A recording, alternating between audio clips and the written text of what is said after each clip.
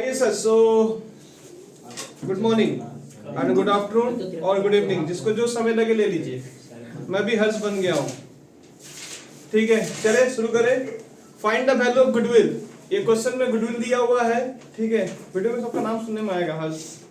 अरे ठीक है, वीडियो घुमा दे। सबका नाम नहीं सुनाई देगा, मेरा ही नाम सुनाई देगा।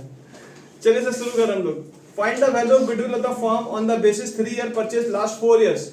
बेटा आपको देखो क्या बोला, नंबर 3 साल का आपको प्रॉफिट दिया हुआ है इस क्वेश्चन में। ठीक है, क्वेश्चन पहले देख लीजिए क्या लिखा हुआ क्वेश्चन में।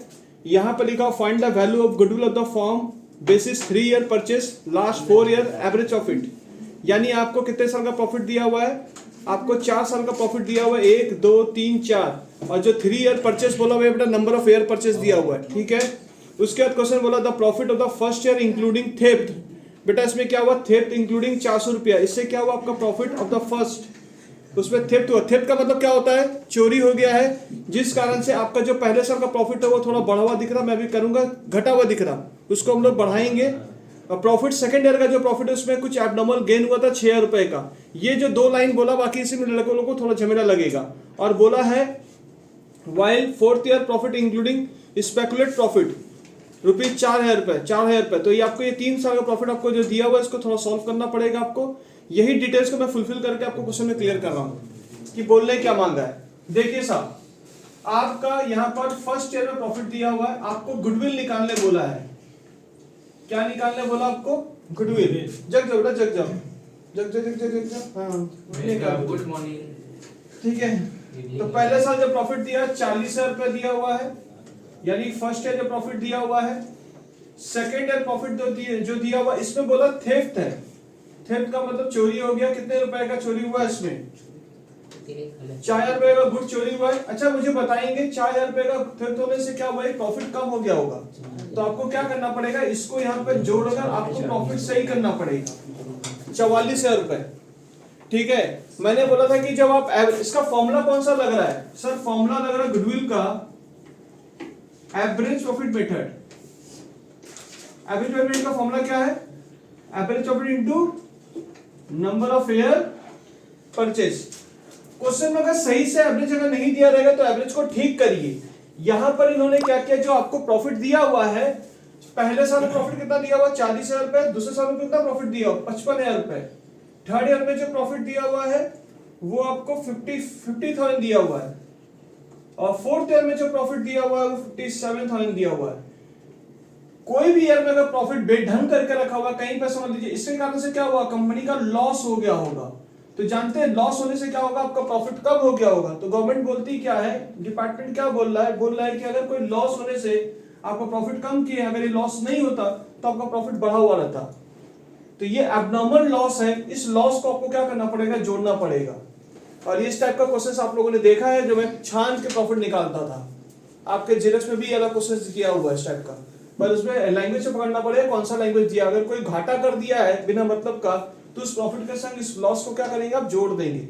और बिना मतलब कोई प्रॉफिट अगर दे दिया, जैसे कि यहाँ पे देखिए आपका सेकंड ईयर में क्या बोला हुआ है? सेकंड ईयर में बोला, उन्होंने बोला second year the profit abnormal gain.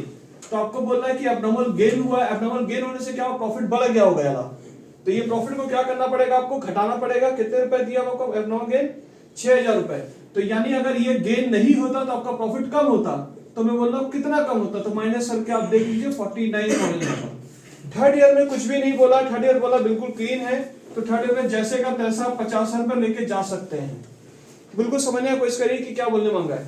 और फिर बोला स्पेकुलेटिव प्रॉफिट हुआ है। स्पेकुलेटिव प्रॉफिट का मतलब क्या होता है? ठीक है, while profit fourth year including speculative profit. Speculative profit का मतलब होता है ठीक जिस धंधे का प्रॉफिट, इसमें कोई झमेला नहीं है, 57,000 का वैसे का वैसे रहेगा, इसमें कुछ करना नहीं आपको। नॉन स्पेकुलेटिव प्रॉफिट होता तो उसे माइनस कर देते आप, यानी वो नॉन धंधे का प्रॉफिट होता वो। तो आपका स्पेकुलेटिव प्रॉफिट बोला कि नॉन स्पेकुलेटिव प्रॉफिट बोला हुआ है?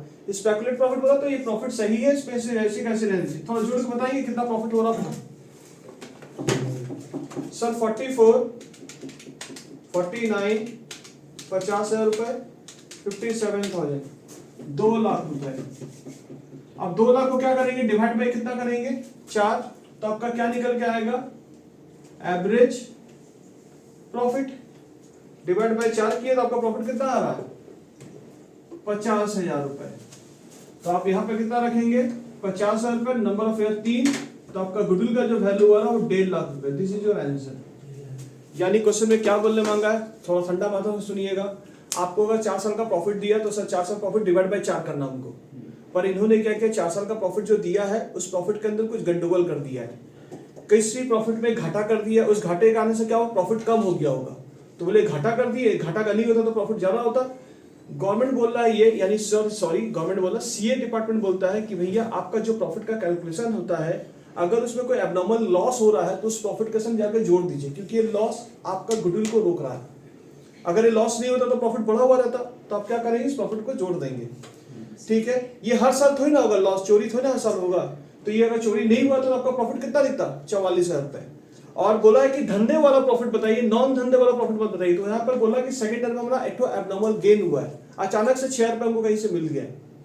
तो 6 अगर आपको अचानक से मिल गया तो इस कारण से क्या हुआ आपका प्रॉफिट बढ़ गया होगा।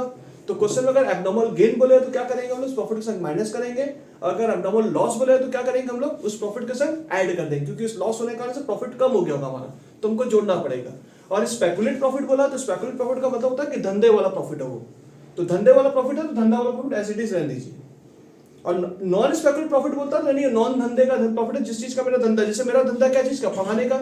अगर मैं किसी को 1 लाख रुपया लोन दूं और वहां से मुझे इंटरेस्ट आया तो मेरे धंधे का प्रॉफिट है कि नॉन धंधे का प्रॉफिट है, स्पेकुलेट कि non speculate. Non speculate profit होगा तो इससे क्या होगा, मेरा प्रॉफिट बढ़ा हुआ दिख रहा होगा, एक तो कोचिंग का फीस प्लस वहां से भी प्रॉफिट, तो मुझे क्या करना पड़ेगा, माइनस करना पड़ेगा। पर स्पेकुलेट प्रॉफिट मुझे फीस का ही पैसा स्पेकुलेट, ओ तब तो फीस रहने दीजिए। समझे क्या बोले, तो इसको सही कर लीजिए प्रॉफिट को, अब तब डिवाइड बाय 4 करिए, और ये फिगर जो आपका है this is called average profit. और इसके ऊपर फिर आप नंबर ऑफ परचेस आप मल्टीप्लाई करेंगे, आपका आंसर 1.5 लाख रुपए आंसर आ गया। घर में आके वेटेड एवरेज मेथड को देखना है, घर में आके न्यू रेशियो को अच्छे से देखना है, सेग्रीफाइंग को अच्छे से देखिएगा, और फिर गुडविल का जेनेट्री कैसे निकालते हो देखिएगा, जैसे लास्ट क्वेश्चन में आप लोग आया था।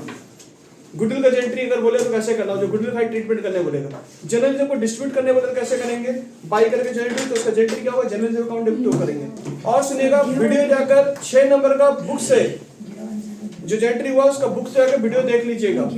ठीक है, क्वेश्चन नंबर 6 का। चलिए sir, thank you, bye bye, see you.